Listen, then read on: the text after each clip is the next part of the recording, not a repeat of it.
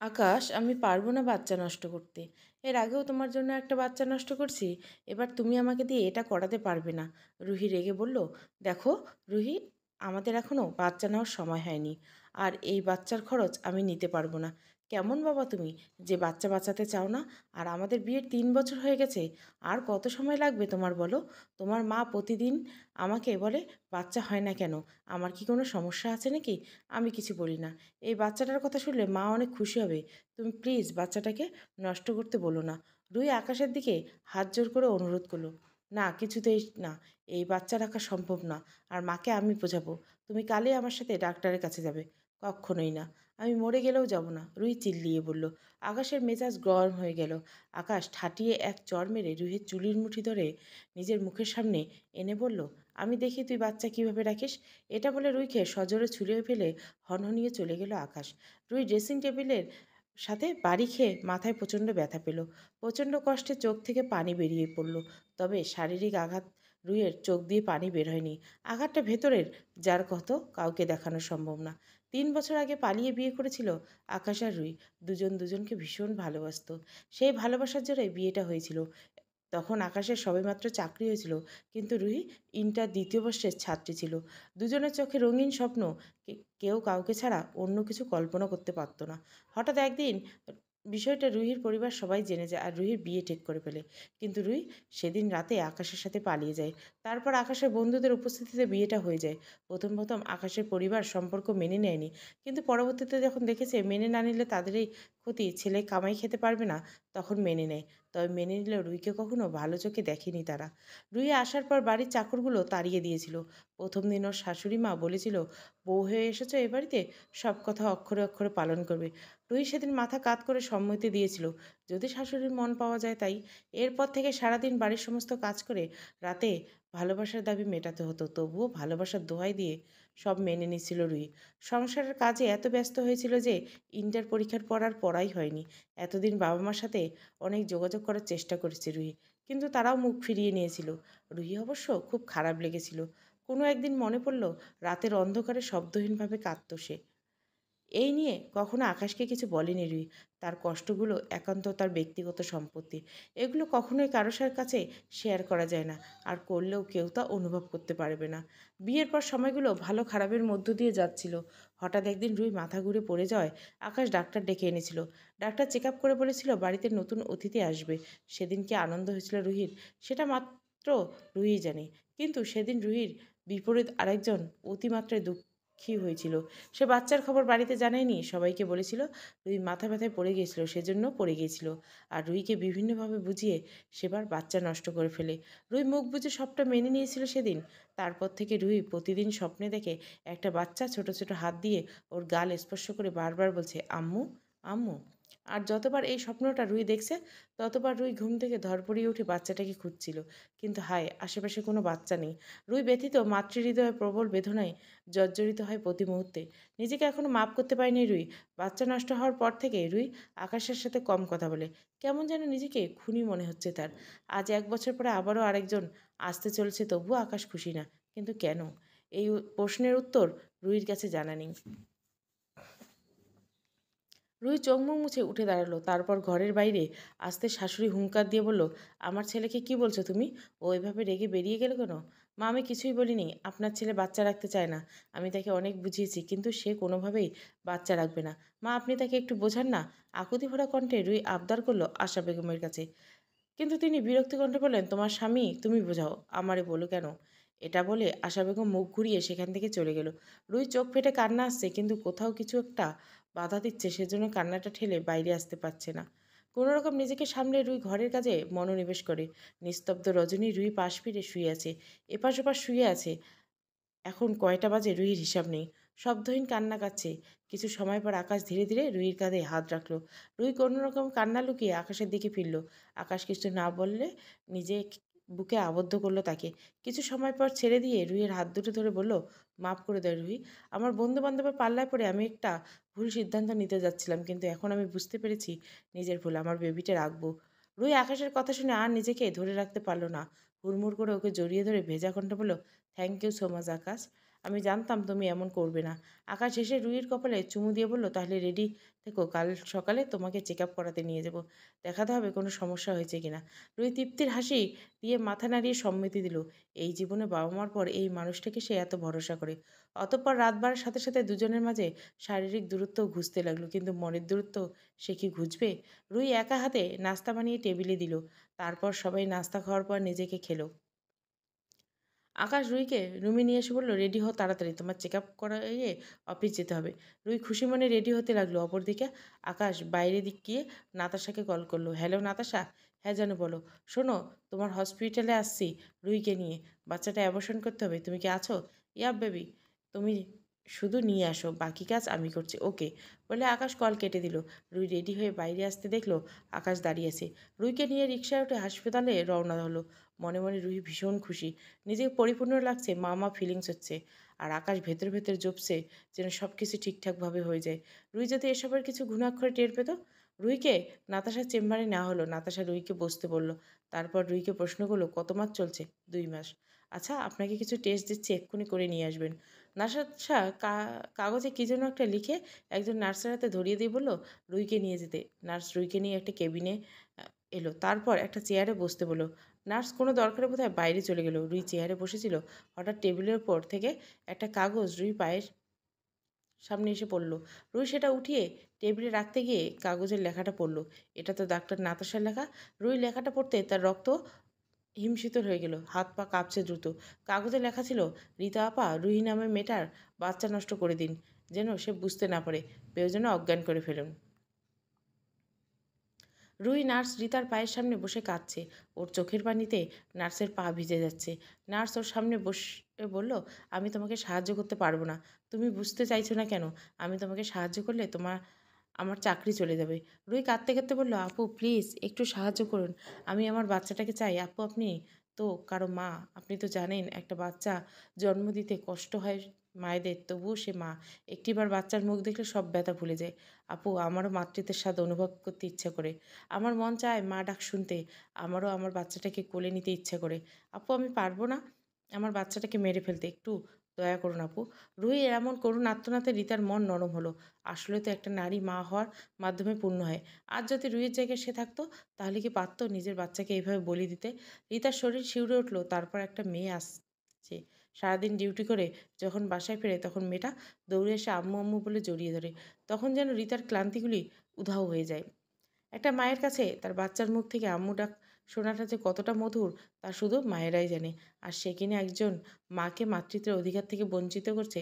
সে সময় রিতা বিবেক প্রবলভাবে নাড়া দিয়ে উঠল, এটা অপরাধ, এই অপরাধের ক্ষমা নেই। রিতা রুহির মাথায় হাত বুলিয়ে দিয়ে বলল, আমি তোমাকে সাহায্য করবো বোন। যদি আজ আমার চাকরি চলে যায় তবুও এই পাপ করতে পারবো না। আমার একটা মেয়ে আছে। রুহি কৃতজ্ঞতায় রিতাকে জড়িয়ে ধরে কান্না করে দিল। রিতা ওর চোখের পানি মুছে দিয়ে বলল, পালিয়ে যাও। আকাশ তোমার বাচ্চাকে বাঁচতে দিবে না। নাতাশা ম্যামের সাথে তার সম্পর্ক আছে। এখন সে তোমাকে চায় না, এই জন্য বাচ্চা অ্যাবর্শন করতে এনেছে। এই বাচ্চা অ্যাবর্শন করলে আকাশ তোমাকে ডিভোর্স দিয়ে দিবে। নার্স রিতার কথা শুনে রুহির ভেতর তছনছ হয়ে গেছে। কি নিদারুণ কষ্ট হচ্ছে এটা একমাত্র রুহি জানে।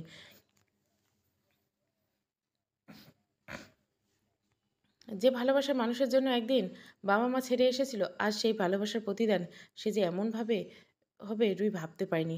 তবে কি এটা বাবা মাকে কষ্ট দেওয়ার ফল? রুই দু চোখে যে বেয়ে ঝর্ণার ধারে নামছে। অন্তত ভালোবাসার মানুষের কাছে এমন প্রতারণা মানতে পারছে না রুই। এই মুহূর্তে রুইর মনে হচ্ছে পৃথিবীর ভালোবাসা নেই, সবাই স্বার্থপর। নার্স জিতা রুইকে একটা সাদা অ্যাপ্রন পরিয়ে মুখের উপর মাস্ক পরিয়ে দিলেন। তারপর লিফটে চড়ে একেবারে নিচতলায় এসে রুইকে একবার জড়িয়ে ধরে বলল, যাও, কখনো ভেঙে পড়ো না। সবসময় মনে সাহস রেখে এগিয়েছিল। রুই কৃতজ্ঞতা ভরে কণ্ঠে বলল, আপু আপনার এই উপকার আমি মৃত্যুর আগ পর্যন্ত মনে রাখবো, কথা দিলাম। তারপর রুই হাসপাতাল থেকে জলদি বেরিয়ে একটা অটোতে উঠে পড়ে। গন্তব্য অরুণীর বাড়ি। অরুণী ছোটবেলার বান্ধবী। আগে ওর বাড়িতে গিয়ে ওর সাথে আলোচনা করবে বলে ঠিক করলো রুই। লিফটে দিয়ে আবার চতুর্থ ফ্লোরে আসতেন নার্স রিতা। তার এমন মনে মনে ভয় লাগছে। নাতাশা অনেক বদমেজাজি। একবার জানতে পারলে রক্ষা নেই, চাকরিটা চলে যাবে। এই চাকরি হারালে চলবে না। পরিবারের একমাত্র উপার্জন সেই। পরিবার বলতে 5 বছর একটা মেয়ে আর সে। 3 বছর আগে এক দুর্ঘটনায় তার স্বামী মারা যায়। এরপর আর বিয়ে করেনি রিতা। একমাত্র মেয়েকে নিয়েই বেঁচে আছে। রিতা উম, নাতাশার কেবিনের সামনে এসে দরজা ধাক্কা দিয়ে দেখতে পেল নাতাশা আকাশের কোলের উপর বসে আছে আর হেসে হেসে কথা বলছে। এভাবে প্রায় দেখা যায় তাদেরকে। আর নাতাশার কেবিনে নক করে ঢুকতে হয়, তা নাহলে নাতাশা প্রচুর রেগে যায়। তাই রিতা সপ্তপনের দরজা চাপিয়ে দিল। তারপর 2 মিনিট অপেক্ষা করে দরজায় নক করলো। নাতাশা ভেতর থেকে বলল, ইয়েস কামিং। রিতা দরজা ঠেলে ভেতরে ঢুকে দেখলো নাতাশা তার চেয়ারে বসে আছে আর আকাশ তার মুখোমুখি। বলা বাহুল্য, রিতার জন্য তারা দুজনে আলাদা হয়েছে। রিতা ভেতরে ঢুকে একবার আকাশ আর একবার নাতাশার দিকে চেয়ে বলল, ম্যাম, মেয়েটা পালিয়েছে। নাতাশা চেয়ার ছেড়ে দাঁড়িয়ে হাত দিয়ে টেবিলে বাড়ি দিয়ে বলল, হোয়াট? পালালো কিভাবে? নাতাশার সাথে আকাশও আতঙ্কিত হয়ে গেল। ম্যাম, আমি ওকে বসিয়ে বাইরে গেছিলাম অ্যানেস্থিয়া আনার জন্য, কিন্তু এসে দেখি ও রুমে নেই। পুরো হসপিটাল খুঁজেছি কিন্তু নেই কোথাও। তারপর না পেয়ে আপনার কাছে এলাম। নাতাশা সবটা শুনে চেয়ারে ধপ করে বসে পড়ল। আকাশ রাগের চোটে বলল, কাদের কাজে রেখো? একটা কাজও ঠিক করে করতে পারে না। এখন যদি কেস করে তাহলে তুমি আমি দুজনেই জেলে যাব। নাতাশার দাঁতে দাঁত চেপে রিতাকে বলল, আউট। রিতা কাচুমাচু করে বেরিয়ে পড়ল। রিতা যাওয়ার আগে নাতাশা উদ্বেগ প্রকাশ করে বলল, এখন কি হবে আকাশ? হোয়াট? আমি ওকে খুঁজে দেখছি, পেলে নিয়ে আসবো। আচ্ছা যাও। আকাশ নাতাশার থেকে বিদায় নিয়ে বেরিয়ে পড়ল। যে করে হোক রুহিকে খুঁজে পেতে হবে। আকাশ রুহির ফোনে কয়েকবার ফোন করলো কিন্তু রিসিভ হচ্ছে না। আকাশ ওর এক বন্ধুকে কল করে রুহির নাম্বারটা দিয়ে বলল লোকেশন ট্রেস করতে। রুহি অরুণীর বাড়ির সামনে এসে ভাড়া দিয়ে দরজার সামনে এসে কড়া নাড়ল। 2-3 বার নাড়ার পর অরুণী এসে দরজা খুলতে দেখলো রুহি দাঁড়িয়ে আছে। অনেকদিন পর রুহিকে দেখে একটু চিনতে ভুল করেনি অরুণী। প্রথমে দুজনের মধ্যে কোনো কথা হয়নি। দুজন দুজনকে জড়িয়ে ধরে তারপর অরুণী রুহিকে ভেতরে এনে নিজের ঘরে নিয়ে গেল। রুহি পাশে বসে বলল, কেমন আছিস? আমাকে ভুলেই তো গেছিস। না রে, তোকে কক্ষনো ভুলিনি। তুই ভোলার মতো না। সেই জন্য তো এত বছর ও একবারে খোঁজ নিলি না। রুহি ভেজা কণ্ঠে বলল, মাফ করে দে। অরুণী ওকে জড়িয়ে ধরে বলল, থাপ্পড় খেতে না চাইলে এবার ফর্মালিটি অফ কর। আকাশ ভাইয়া আসেনি কেন? আকাশের কথা শুনে রুহি আর নিজেকে ধরে রাখতে পারল না। ঝরঝর করে কেঁদে দিল। প্রিয় বান্ধবীর কান্না দেখে অরুণী বিচলিত কণ্ঠে বলল, কি হয়েছে? কাঁদছিস কেন? রুহি চোখের পানি মুছে বলল, আমি শেষ হয়ে গেছি অরু। ও আমাকে ভালোবাসেনি। কী হয়েছে সেটা তো বলবি। রুহি প্রথম থেকে সব বলল। সব শুনে অরুণী দাঁতে দাঁত চেপে বলল, ওই জানোয়ারটার জন্য চোখের পানি ফেলা উচিত না। তুই একদম কাঁদবি না। ওকে উচিত শিক্ষা দিবি। আমি পারবো না রে। আমি ওকে ভালোবাসি। অরুণী রেগে বলল, ওই জানোয়ারের জন্য এখনও ভালোবাসা আছে? আমি অবাক হচ্ছি। রুহি কাঁদছে খুব। এত বড় প্রতারণা আকাশ না করলেও পারত। আর অরুণী বান্ধবীর অসহায় মুখের দিকে তাকিয়ে আছে। ছোটবেলা থেকে রুহি ভীষণ আবেগপ্রবণ। অনেক ছোট ছোট জিনিসে তার মন খারাপ হয়ে যেত। ছোটবেলায় সারাক্ষণ অরুণীর সাথে থাকতো। দুজনে বোনের মতো। ইন্টার পর্যন্ত ছিল, কিন্তু আকাশের সাথে বিয়ের পর থেকে রুহি সবার কাছ থেকে আলাদা হয়ে যায়। এতে রুহির দোষ দেওয়া যায় না। সে স্বামীর আদেশ পালন করছে। আজ এত বছর পর রুহি আবার এভাবে দেখে, এটা অরুণী ভাবেনি। সকাল থেকে অরুণী বাসায় একা। বাবা মা আন্টির বাসায় গেছে। হঠাৎ কলিং বেল শব্দ পায়। দরজা খুলতে রুহিকে দেখতে পাবে ভাবিনি। হঠাৎ অরুণী কিছু একটা ভেবে বলল, রুহি, তোর ফোন কই? রুহি চোখ মুছে বলল, এই তো ব্যাগে। অরুণী ওর ব্যাগ থেকে ফোনটা বের করে দেখে আকাশের অনেকগুলো ফোন। সাথে সাথে অরুণী ফোন অফ করে দেয়। অরুণীর সন্দেহ হচ্ছে যদি আকাশ জানতে পারে রুহি এখানে আছে তবে বাচ্চার কোনো ক্ষতি করে দিতে পারে। রুহির লোকেশন টেস্ট জানা যায় রুহি বাসাতেই আছে। আকাশ সেদিকেই রওনা দেবে। বাসামতো রুহির আর বান্ধবী আছে। আগে তার বাড়িতে খোঁজ নিবে আকাশ। রুহি সেই কখন থেকে কাঁদছে। মনে হচ্ছে আজকে চোখ থেকে সব পানি ঝরিয়ে ফেলবে। কিন্তু ওকে এভাবে ভেঙে পড়লে তো হবে না। অরুণী রুহির মাথায় হাত বুলিয়ে বলল, এবার তো থাম। আর কত কাঁদবি? কাঁদলে কি কিছু ঠিক হবে? অযথা চোখের পানি ঝরালে কোনো মানেই হয় না। রুহি, চোখের পানি মোছ। রুহি বাম হাতে চোখের পানি মুছে আবার পানিতে ভরে গেল চোখের কার্নিশ। এবার আর রুহি মুছল না। অরুণী ওর চোখের পানি মুছে দিয়ে বলল, আর যেন কাঁদতে না দেখে আমি। রুহি অরুণীকে জড়িয়ে ধরে বলল, আমি কি করব বল? আমার যে অনেক কষ্ট হচ্ছে। আমি যে ওর প্রতারণা সহ্য করতে পারছি না। আমার ভাগ্যটা এতটাই খারাপ যে তার ভাগ্য খারাপ না। ভাগ্য তো তার খারাপ যে তোর ভালোবাসাকে অসম্মান করেছে। হতে পারে একদিনের জন্য এই ভালোবাসার জন্য সে ভীষণভাবে কাতর থাকবে, কিন্তু তখন আর কোনো কিছু করার থাকবে না। অমনি রুহির চোখে আবার মুছে দিয়ে বলল, আমার কাছে যাবি? কোন মুখে দাঁড়াবো তাদের সামনে? এতটা কষ্ট দিয়েছি, তারা কি আমাকে মাফ করবে? যাদের ভালোবাসাকে আমি অসম্মান করেছি তারা কি আমাকে মেনে নেবে? রুহি ভেজা কণ্ঠে বলল, বাবা মায়ের সামনে দাঁড়াতে কোনো মুখ লাগে না রে রুহি। ওনারা বাবা মা। বাবা মা এমন দুটো শব্দ যাদের হাজার শব্দে ব্যক্ত করা যায় না। হাজার অপরাধ করেও বাবা মা সন্তানকে মাফ করে দেয়। সেই জন্য তারা বাবা মা। আর আমার বিশ্বাস এতদিন পর আঙ্কেল আন্টি তোকে দেখে মুখ ফিরিয়ে নিবে না। আমি যাব অরু, অন্তত মাপটা যদি পাই। রুই এটা বলে একটা গোপন দীর্ঘশ্বাস ছাড়ল। বাসা পেতে এসে আকাশ একটা বাড়িতে গেল, কিন্তু সেখানে রুহিকে পেল না। আকাশের যতদূর মনে আছে রুহি এই বাড়িতে থাকার কথা। ওর নাকি এখানে এক বান্ধবী আছে, নামটা মনে পড়ছে না আকাশের। এখন রুহিকে কোথায় পাবে? আকাশ রাস্তা দিয়ে হাঁটতে হাঁটতে রুহিকে কল করলো, কিন্তু এখনও ফোন বন্ধ আসছে। কি মুসিবত! বাসাতে কয়েকটা বাসা খুঁজে এখন রুহিকে পাওয়া গেল না। তখন আকাশ হতাশ হয়ে ফিরে এলো। এভাবে খোঁজা সম্ভব না, নির্দিষ্ট ঠিকানা ছাড়া এত বড় এরিয়ায় কোথায় খুঁজবে রুহিকে? আকাশ চলে যাওয়ার 2 মিনিট পর অরুণী আর রুহি বের হলো বাড়ি থেকে। সেখানে 2 মিনিট আগেও আকাশ দাঁড়িয়েছিল। বলা বাহুল্য এ যাত্রায় রুহির কপাল ভালো ছিল। রুহি আর অরুণী রাস্তায় এসে অটো নিল, গন্তব্য রুহির বাড়ি। আকাশ হতাশ ভঙ্গিতে নাতাশার কেবিনে ঢুকে নাতাশার চেয়ার বরাবর একটা চেয়ারে বসে পড়ল। নাতাশা এখনও হাসপাতালে কেবিনে নেই, হয়তো হাসপাতালে কোনো ওয়ার্ডে আছে। আকাশ নাতাশাকে ফোন করলো। নাতাশা কল কেটে দিয়ে 2 মিনিটের মধ্যে কেবিনে চলে গেল। কেবিনে এসে জিজ্ঞাসা করলো, পেয়েছো মেয়েটাকে? না, পাওয়া যায়নি। ওর ফোনের লোকেশন টেস্ট করে জানতে পেরেছি বাসাবোতে আছে। আর বাসাবোতে ওর এক বান্ধবী বাড়ি আছে। ভেবেছিলাম যেখানে গেলে পাবো, কিন্তু পেলাম না। তবে বাসাবোতেই আছে, কিন্তু নির্দিষ্ট ঠিকানা জানি না। আর একটু ওকে ফোন বন্ধ করছে। ইস, এখন কী হবে বলো? আমি জাস্ট আর চিন্তা করতে পারছি না। কুল বেবি, এত হাইপার হয়ে না। ওকে আমরা ঠিক পেয়ে যাব। কাল একবার ওর বাসায় যাব, দেখি সেখানে আছে কিনা। তাই করব। আর ওকে তাড়াতাড়ি ডিভোর্স দিয়ে দাও। ওকে ডিভোর্স দিলে আমাকে বিয়ে করতে পারবে। একটু সময় দাও, আমি ওকে ডিভোর্স দিয়ে দিব। নাতাশা কিছু বলতে যাবে, তার আগে একজন নার্স এসে বলল রোগীর কাছে যেতে। নাতাশা চলে গেল। নাতাশা যেতে আকাশ উঠে গেল। আজ আর অফিস যাবে না। অনেকক্ষণ যাবৎ রুহি আর অরুণী রুহিদের বাসার সামনে দাঁড়িয়ে আছে। দাঁড়িয়ে থাকার কারণ হলো রুহি ভয় পাচ্ছে। নিজেও নক করছে না, অরুণীকেও করতে দিচ্ছে না। অরুণী এবার বিরক্ত হয়ে বলল, এবার কিন্তু মাইর খাবি রুহি। এত ভয় পাচ্ছিস কেন? যদি বাবা মা মাফ করে না দেয়? রুহি মলিন গলায় বলল, আরে ওনারা মাফ করে দিবে। আর যদি মাফ না করে তবে পা ধরে বসে পড়বি, যতক্ষণ না মাফ করে দিবে। রুহি অরুণীর কথা সম্মতি দিল। অরুণী একবার রুহির দিকে তাকিয়ে দরজায় নক করলো। দুবার নক করার পর একটা মেয়ে দরজা খুললো। ওদের দেখে বলল, কে আপনারা আর কি চাই? অরুণী সৌজন্যমূলক হাসি দিয়ে বলল, আমি অরুণী, আর ও আমার বান্ধবী। বাসায় কি রুনা আন্টি আর আনোয়ার আঙ্কেল আছে? হ্যাঁ আছে, কিন্তু তাদের দিয়ে আপনার কাজ কি? কাজ আছে বলেই বলছি, তাদের একটু ডেকে দিন। মেয়েটা ওদের দাঁড়াতে বলে ভেতরে চলে গেল।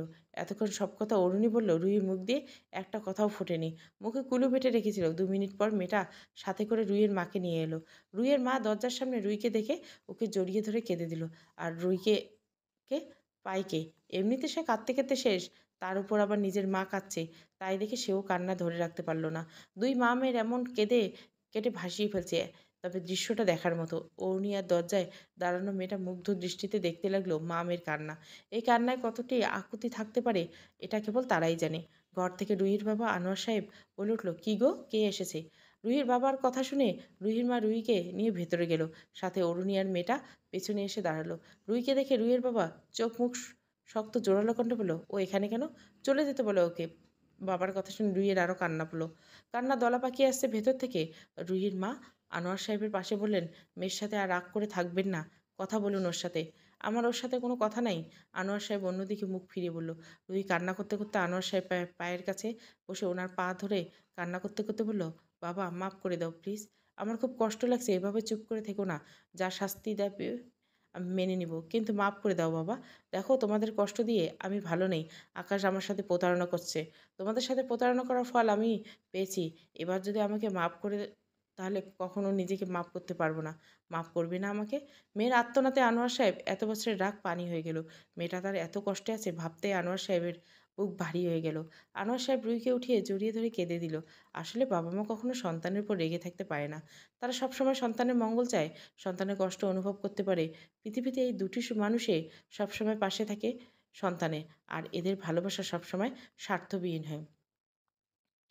রুহি আর অরুণী মিলে সবটা রুহির বাবা মাকে বুঝিয়ে বলছে। সব শুনে রুহির বাবা রেগে বলে, ওই কুত্তার বাচ্চার কাছে আমি আমার মেয়েকে আর দিব না, কিছুতেই না। শুধু রুহির বাবাই না, রুহির মাও প্রচণ্ড রেগে গিয়েছেন। যে মেয়েকে ছোট থেকে অনেক আহ্লাদে বড় করেছেন তার সাথে এমনটা মানতে পারছেন না।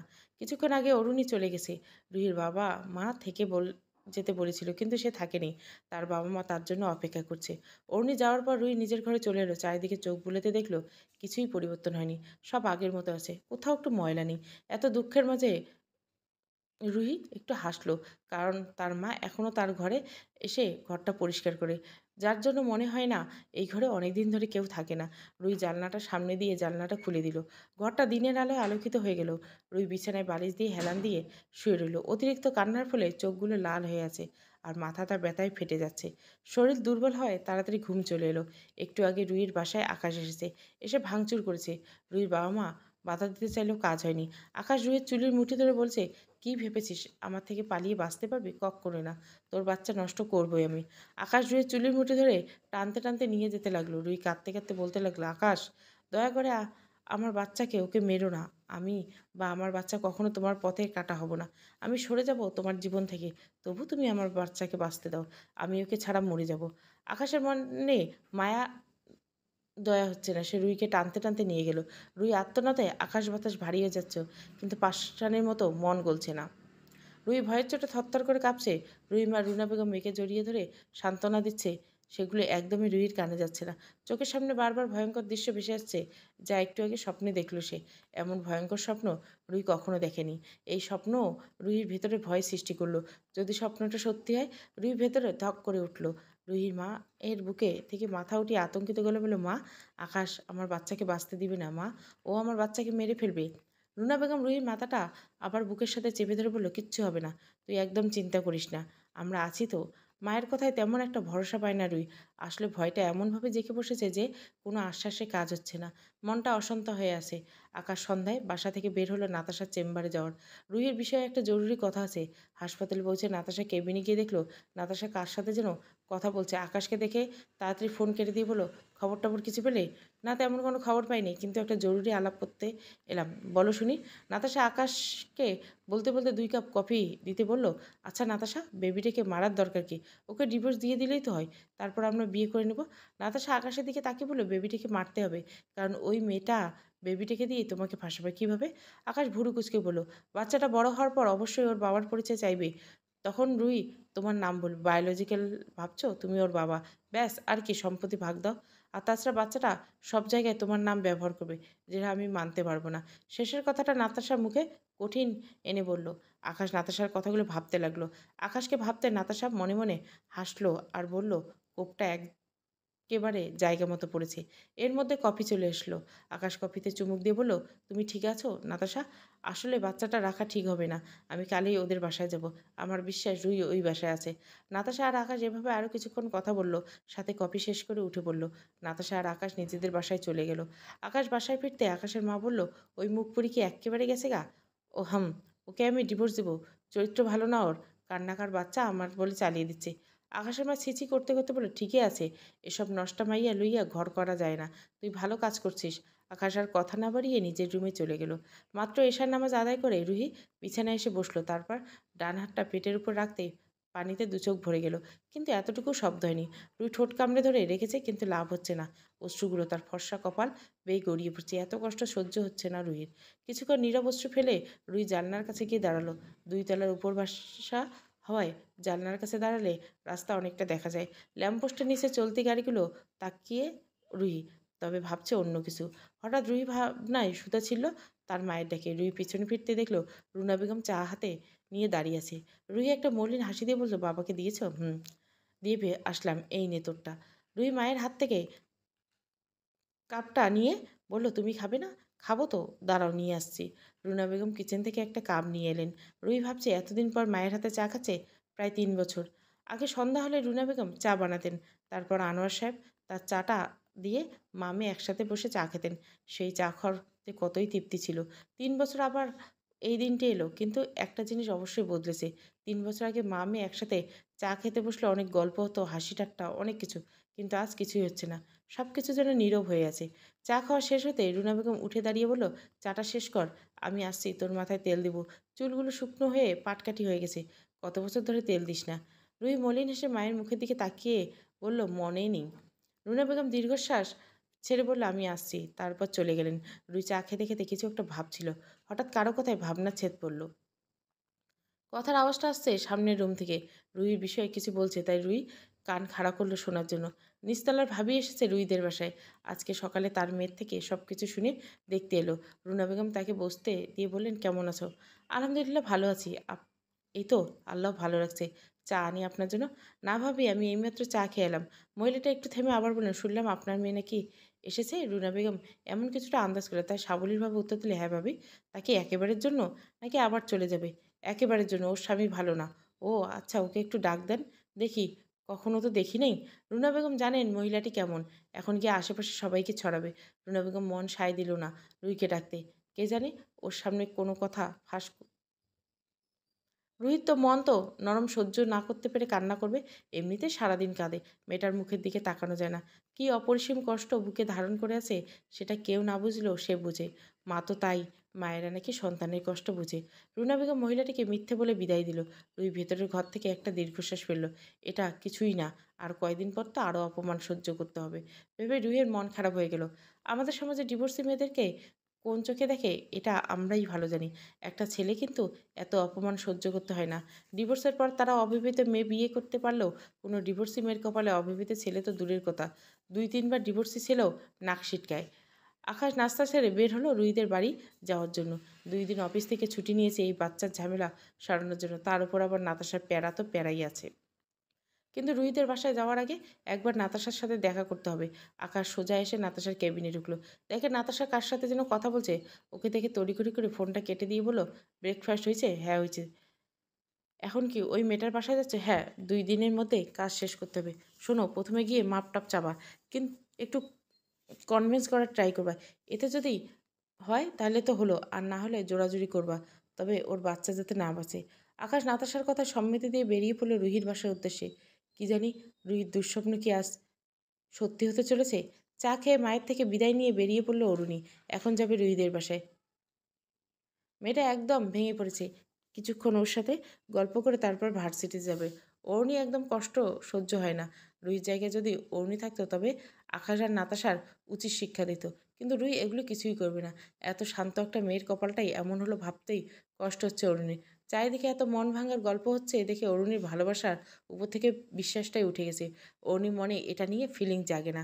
আশেপাশে এমন মন ভাঙার গল্পগুলো ওকে এমন শক্ত করেছে। অরুণী মাঝে মধ্যে ভয় পায় যদি ওর সাথে এমন হয়। অরুণী রুহিদের বাসার সামনে এসেই মাত্র পৌঁছালো। সিএনজিওয়ালাকে ভাড়া মিটিয়ে দিয়ে উপরে আসতে দেখলো একটা ছেলে রুহিদের দরজার সামনে দাঁড়িয়ে আছে। মুখ দেখা যাচ্ছে না বলে অরুণী ছেলেটাকে চিনতে পারছে না। অরুণী আস্তে আস্তে উপরে এসে ছেলেটার পাশে দাঁড়িয়ে দরজা নক করে ওর দিকে খেয়াল করলো। না, ছেলেটাকে অরুণী চেনে না। অরুণী পরিচয় জানার জন্য বলল, হাই, আমি অরুণী, আপনি? আমি প্রিয়ম চৌধুরী। ছেলেটা মৃদু হেসে বলল, ও আচ্ছা। এর মাঝে রুনা বেগম দরজা খুলে অরুণী আর কিছু বলতে পারল না। অরুণীকে দেখে রুনা বেগম বলল, মা ভেতরে এসো। অরুণী ভেতরে ঢুকে বলল, আন্টি রুহি কোথায়? ঘুমাচ্ছে। সারা রাত ধরে কান্না করে, সেই জন্য এখন ঘুমাচ্ছে। অরুণী রুইয়ের ঘরের দিকে চলে গেল। অরুণী চলে যাওয়ার পর রুনা বেগম পিয়মের দিকে তাকিয়ে বলল, কে তুমি? স্যার আছে? রুনা বেগম বুঝলেন ছেলেটা আনোয়ার সাহেবের কথা বলছে, কারণ আনোয়ার সাহেব প্রাইমারি স্কুলে হেড টিচার ছিলেন। এখন অবশ্য রিটায়ার্ড। এমন অনেকে আসে তার সাথে দেখা করতে। রুনা বেগম দরজা থেকে সরে বলল, আসো, বসো, তোমার স্যার বাজারে গেছে। ছেলেটা বসে সোফায় বসলো। রুনা বেগম কিচেনে গেলেন চা বানাতে। রুনা বেগম যাওয়ার পর পিয়মের সামনে খবরের কাগজটা নিয়ে চোখ বুলাতে আরম্ভ করলেন। অউনি রুহির পাশে বসে ওর মাথায় হাত বুলিয়ে দিচ্ছি। রুহি এখনও ঘুমাচ্ছে। ঘুমালে রুহিকে নিষ্পাপ শিশুর মতো মনে হয়, যেন তার কোনো দুঃখ কষ্ট নেই। কিন্তু জেগে উঠলে এই নিষ্পাপ মুখে হাজারো বিষণ্ণতা আর কষ্টের চিহ্ন ফুটে ওঠে। আরও কিছুক্ষণ রুহির মাথায় হাত বুলাতে রুহি আস্তে করে চোখ খুলল। রুহিকে চোখ খুলতে দেখে বলল, যা গিয়ে ফ্রেশ হয়ে আয়। রুহি হালকা একটা হাসি দিয়ে ফ্রেশ হতে চলে গেল। ফ্রেশ হয়ে আসতে অরুণী বলল, রুহি, আজকে আমরা ঘুরতে যাবো, ওকে? না রে, আমার কোথাও ভাল লাগে না। রুহি মলিন মুখে বলল, তোমার তো কোথাও যেতে ভাল লাগে না, কিছু করতে ভাল লাগে না, খালি কাঁদতে ভাল লাগে। আমি তোর থেকে পারমিশন চাইছি নাকি? আমি বলছি যে আমরা যাব, তুই বিকেলে রেডি হয়ে থাকিস। রুহি অরুণীর হাত ধরে বলল, এত ভালোবাসিস কেন আমায়? অরুণী ওকে জড়িয়ে ধরে বলে, জানি না, তবে সবসময় ভালোবাসবো। তাহলে এখন আসি, ভার্সিটির সময় হয়ে গেছে। এক করে যাবি? রুহি মন খারাপ করে, আরে জানু, আবার আসবো, তুই কিন্তু রেডি হয়ে থাকবি। আচ্ছা। অরুণী রুহির থেকে বিদায় নিয়ে কিচেনে গিয়ে রুনা বেগমকে বললো, আন্টি আমি আসি। সে কি একটু নাস্তা বানিয়েছি, নাস্তা করে যাও। রুনা বেগম শরবত ঢালতে ঢালতে বলল, আর আন্টি, সত্যি বলছি, আম্মু আসার সময় খাইয়ে দিয়েছি, পেটে জায়গা নেই, এখন আসি। আচ্ছা যাও, রুনা বেগম হাসি মুখে বলল। অরুণী ড্রয়িং রুমে এসে দেখলো ছেলেটা এখনও বসে আছে। অরুণী এক নজর তাকিয়ে চলে গেল, কিন্তু প্রিয়ম একবারও তাকালো না, কারণ সে একটা খবর পড়ছে খুব মনোযোগ দিয়ে। কিছুক্ষণ পর আনোয়ার সাহেব বাজার করে ফিরে রুনা বেগমকে ডাক দিলেন। রুনা বেগম মাত্র প্রিয়মের সামনে নাস্তা রাখতে রাখতে দরজার দিকে ছুটে গেলেন। দরজা খুলতে দেখলেন আনোয়ার সাহেব 2 হাত ভর্তি বাজার। রুনা বেগম বাজারগুলো হাত দিয়ে কিচেনের দিকে চলে আসলেন। আর আনোয়ার সাহেব ভেতর থেকে সোফায় বসতে দেখলেন বরাবরের সোফায় একটা সুদর্শন যুবক বসে আছে। আনোয়ার সাহেব ছেলেটাকে চেনা চেনা লাগছিল, ঠিকভাবে চিনতে পারলেন না। প্রিয়ম আনোয়ার সাহেবকে সালাম দিয়ে বললেন, স্যার কেমন আছো? কে তুমি? ঠিক চিনতে পারলাম না। চেহারা হালকা চেনা চেনা লাগছে।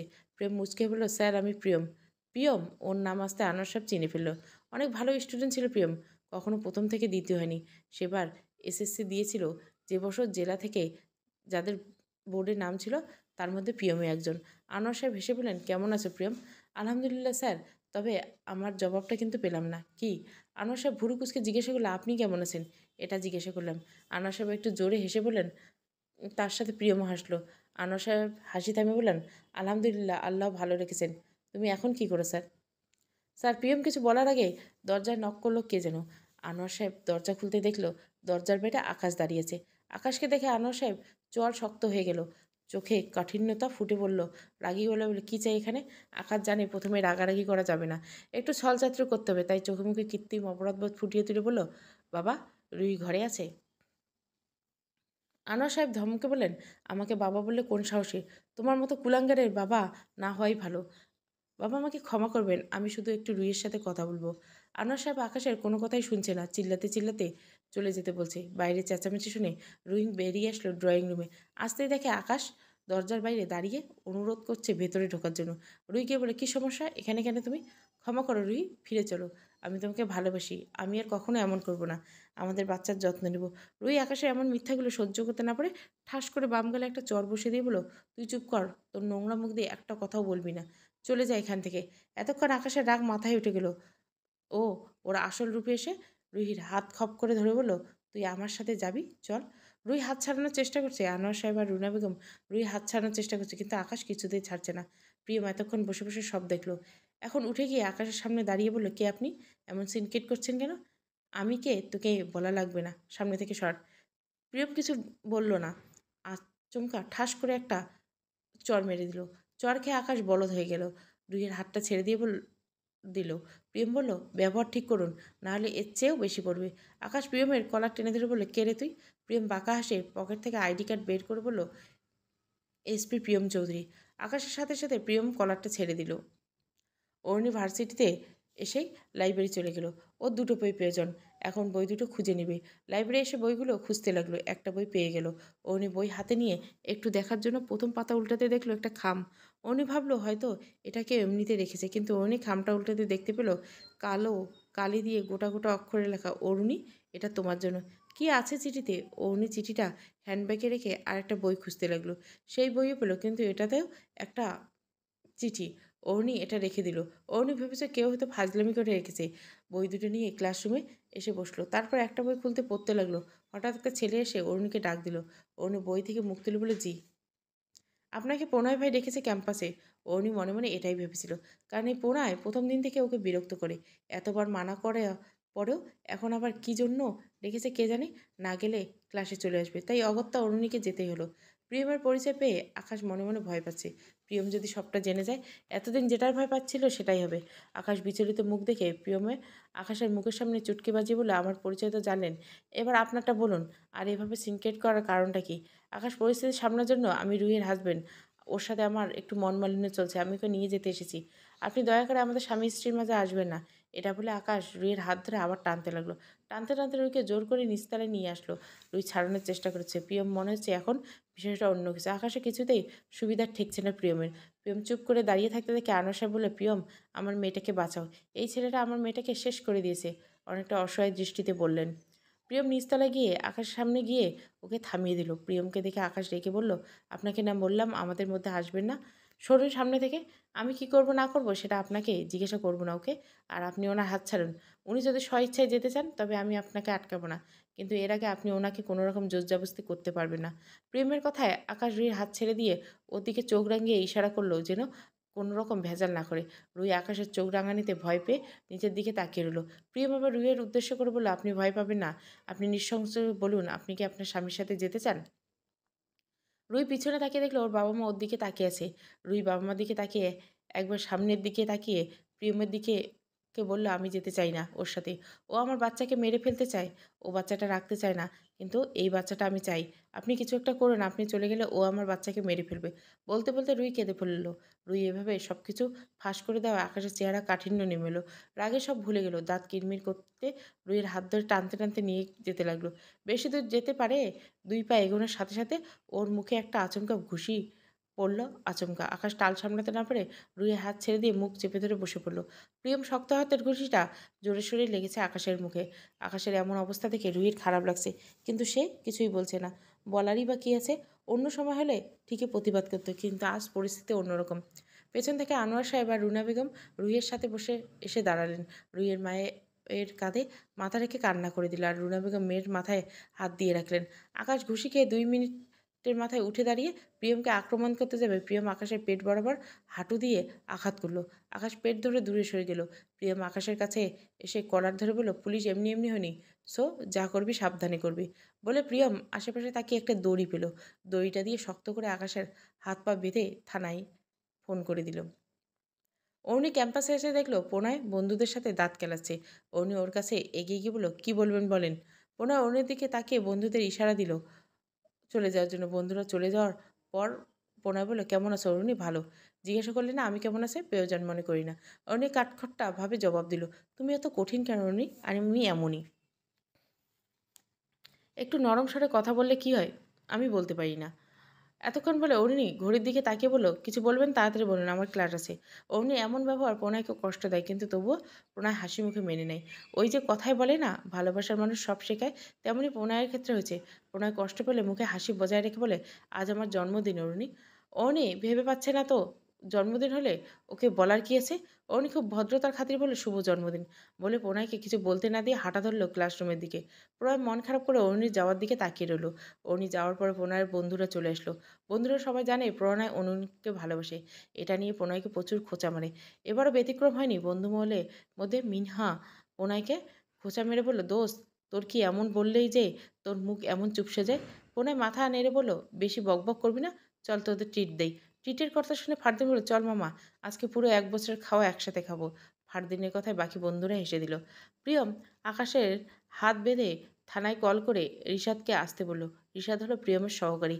রিশাদ আসতে প্রিয়ম ওকে থানায় নিয়ে লকআপে ঢোকাতে ঢোকাতে বলল, ওর নামে একটা জিডি করতে বলছে। রিশাদ আকাশের আর 2-4 ঘা লাগিয়ে দিয়ে গেল। আকাশকে নিয়ে যেতে প্রিয়ম আবার রুহিদের ড্রয়িং রুমে বসলো। সামনে রুহি আর রুহির বাবা মা বসা। প্রিয়ম প্রথমে শুরু করলো, আঙ্কেল ঘটনাটা যদি একটু খুলে বলতেন তবে ওকে সাহায্য করতে সুবিধা হতো। রুহি মলিন কণ্ঠে বলল, আকাশ আর আমার বিয়ে 3 বছর আগের। পরিবার থেকে সম্পর্ক মেনে না নয় আমরা পালিয়ে বিয়ে করি। তারপর বাবা মার সাথে যোগাযোগ হয়নি। আকাশের বাসায় থাকতে শুরু করলাম। বিয়ের পর দিনগুলি খুব একটা ভালো না গেলেও একেবারে খারাপ যাচ্ছিল না। তারপর প্রথম বাচ্চা যখন আসে আমার গর্ভে, তখন আকাশ বলল ও বাচ্চা রাখবে না। এখনই নাকি বাচ্চা নেওয়া সময় হয়নি। আমার কাছে অনেক রিকোয়েস্ট করে বাচ্চাটাকে অ্যাবর্শন করালো। সেবার আমি কিছু বলিনি। খুব কষ্ট পেয়েছিলাম। একরকম ডিপ্রেশনে পড়ে গেছিলাম। ওই ঘটনার প্রায় 1 বছর পর 3-4 দিন আগে জানতে পারলাম আমি আবার কনসিভ করছি। ঘটনাটা আকাশকে জানানোর পর আকাশ আবার আগের মতো শুরু করলো। সে এই বাচ্চাটাকে রাখবে না। আমার সাথে খারাপ ব্যবহার শুরু করলো। তারপর আমি যখন আমার জায়গায় অনার্স ছিলাম, তখন ও ছলনায় আশ্রয় নিয়ে আমাকে হসপিটালে নিয়ে যায় অ্যাবর্শন করার জন্য। সেটা আমি কোনোভাবে জানতে পারি এক নার্সের সহযোগিতায় পালিয়ে আসি। আর এখন বর্তমান এখানে অবস্থান করছি। সব কিছু বলতে ওর কপাল বেয়ে পানি পড়তে লাগলো। রুহি নিজেকে সামলে নিল। প্রিয়ম আশ্বাস দিয়ে বলল, আপনি চিন্তা করবেন না, আপনার বাচ্চার ক্ষতি হবে না। আমরা আকাশের বিরুদ্ধে থানায় জিডি রাখছি। ও এখন এখন আপনার বাচ্চার ক্ষতি করতে পারবে না। তারপর বসা থেকে উঠিয়ে আনোয়ার সাহেবকে সালাম দিয়ে বলল, স্যার আসি। আনোয়ার সাহেব বলল, না বাবা একটু বসো, নাস্তা করে যাও, তোমার সাথে তো তেমন কথাই হলো না। প্রিয়ম হালকা হেসে বলল, স্যার আমি বাসা থেকে নাস্তা করে এসেছি, আরেকদিন আসবো, এখন থানায় যেতে হবে। তারপর প্রিয়ম চলে যেতে রুহি নিজের ঘরে ফিরে গিয়ে বালিশ ধরে কাঁদতে লাগলো। আর আনোয়ার সাহেব হতাশ ভঙ্গিতে নিজের ঘরে চলে গেলেন। রুনা বেগম কিচেনে চলে গেলেন। উনি ভার্সিটির সামনে থেকে রিক্সা নিলেন রুহিদের বাড়ি যাওয়ার জন্য। এখন বিকেল 4টা, সন্ধ্যা পর্যন্ত সে আর রুহি একসাথে থাকবে। এদিকে প্রণয় অরুণীকে পুরো ভার্সিটি এরিয়া খুঁজেই পেল না। ওর বন্ধুরা বলল অরুণী চলে গেছে। প্রণয়ের মন খারাপ হলো। প্রতিদিন অরুণী এমন করে প্রণয়কে ফাঁকি দিয়ে চলে যায়। প্রতিদিনের মতো আজও প্রণয় মন খারাপ করে বাড়ির দিকে রওনা হলো। অরুণী রুহিদের বাসার সামনে এসে দরজা নক করে রুনা বেগম দরজা খুলে দিল। অরুণী মিষ্টি এসে বলে, আন্টি রুহি কোথায়? শুয়ে আছে, সকাল থেকে কিছু খায়নি। অরুণী রুইয়ের ঘরের দিকে যেতে যেতে রুনা বেগম বলল, আন্টি 2 প্লেট ভাত দেন, আমি খাইনি, আমি আর রুই একসাথে খাবো। রুনা বেগম মুচকি এসে কিচেনে চলে গেল। আর অরুণী রুইয়ের ঘরে এসে দেখে রুইয়ের চোখের উপর হাত দিয়ে শরীর টান টান করে শুয়েছে। অরুণী রুইয়ের মাথায় হাত দিতে রুইয়ের চোখ থেকে হাত সরিয়ে মলিন হেসে বলল, কখন আসলি? মাত্র। তুই নাকি সারাদিন কিছু খাসনি? আমার আবার খাওয়া। রুই তাচ্ছিল্যের স্বরে বলল, থাপড়িয়ে তোর দাঁত চাপা দাঁত ফেলে দিব। না খেয়ে থেকে কি বোঝাতে চাস যে তোর মতো দুঃখী আর কেউ নেই? আরে খোঁজ নিয়ে দেখ, তোর চেয়ে শত কষ্টের মানুষ হাসি মুখে বেঁচে আছে। তাহলে তুই কেন পারবি না? তুই মানুষ না? আর না খেয়ে থাকলে কি সব ঠিক হয়ে যাবে? কেন নিজের শরীরকে কষ্ট দিচ্ছিস? আর এখন তো তুই একানুস, তোর সাথে বাচ্চাও আছে, নিজেও কষ্ট পাচ্ছিস, ওকেও দিচ্ছিস। এমন হলে অ্যাবর্শনই করিয়ে ফেল।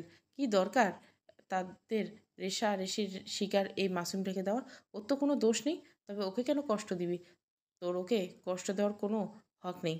অবনী প্রচণ্ড রেগে কথাগুলো বলল। তারপর ব্যাগ নেই রুহির ঘর থেকে চলে যেতে নিলে রুহি দ্রুত উঠে অরুণীকে পিছন থেকে জড়িয়ে দিয়ে বলল, সরি, আর এমন হবে না। আমি না খেয়ে থাকবো না, প্লিজ রাগ করিস না, কথা বল। অরুণী রুহির দিকে তীক্ষ্ণ দৃষ্টি চেয়ে বলল, ওয়াদা, ওয়াদা।